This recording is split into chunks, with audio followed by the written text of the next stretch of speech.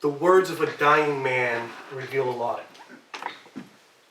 It reveals a lot about who he is, and it reveals a lot about what his deepest values are. My reflection on this started by wondering why we paid so much attention to the 7 last words of our Savior on the cross. It indeed reveals a lot about who Christ is, but it also shapes a lot about who we are as Catholics. Forgiveness,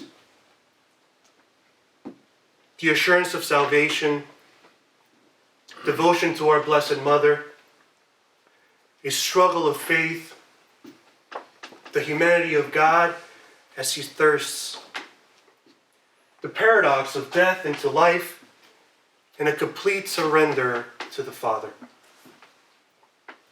As I reflected on these, I started to look at Francis's last words, and I started to wonder if these tell us anything about who Francis was, what his deepest values were, and also how do these last words of Francis shape who we are as Franciscans?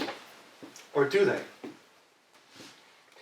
I have come to find out that I'm probably going to be very similar to Francis when I'm in my own deathbed. Now, I don't mean that I'll be telling the brothers around my bed that I have done what is mine, may Christ teach you yours.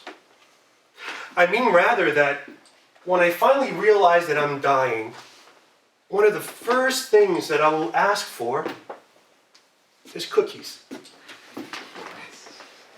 Francis desired the sweetness and comfort.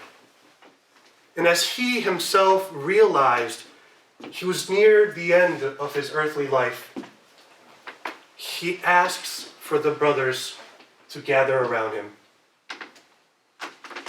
Laying naked in the naked ground, in the most vulnerable of times, in the weakest of moments, he wants the brothers present. Look around. These are some of the guys you are going to want around when you are in your most vulnerable moment.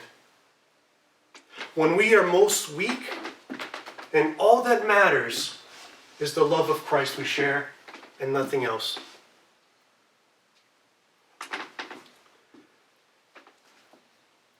In my experience, we do this very well. And one of Francis's final desires shape what we do daily.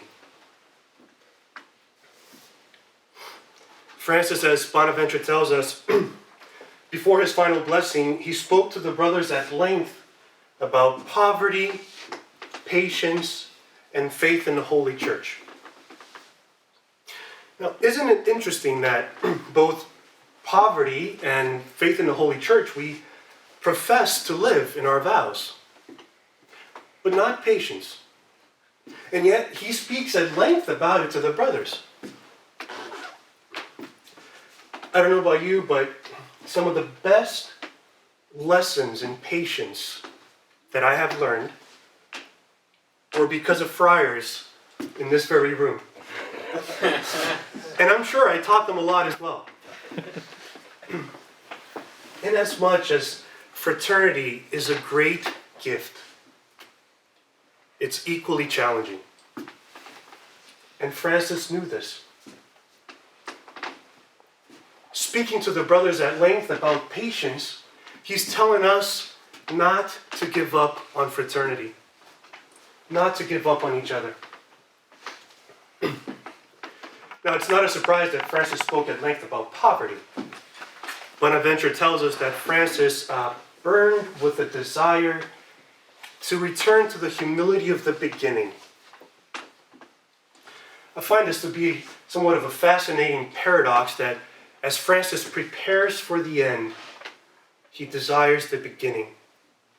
And I think this is what allowed Francis to embrace Sister Death lovingly. But what was there at that beginning? If we reflect back at our own journeys, at our own vocations, you will find that that beginning was a place where our fears were small, but our love was great. Where the desire for the Lord inflamed our whole being, and yet our faith was simple.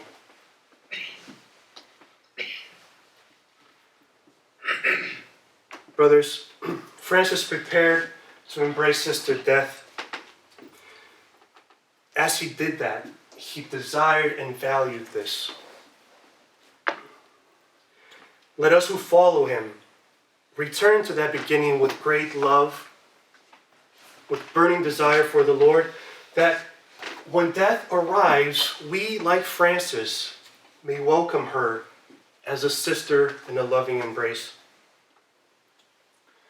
Now lastly, Francis tells the brothers to place the gospel before all else. He goes on to read the passage in John which we just heard. The gospel that shows us that the Christian life is one of humility and of service. Let us remind ourselves of that which was deeply important to Francis and that shapes who we are as Franciscans. Fraternity, humble love, and service. Our vows, in a beautiful way, sum this up when we profess to commit ourselves to this fraternity, that helping each other in brotherhood, we may strive for the fullness of love in the service of God, the Church, and all people.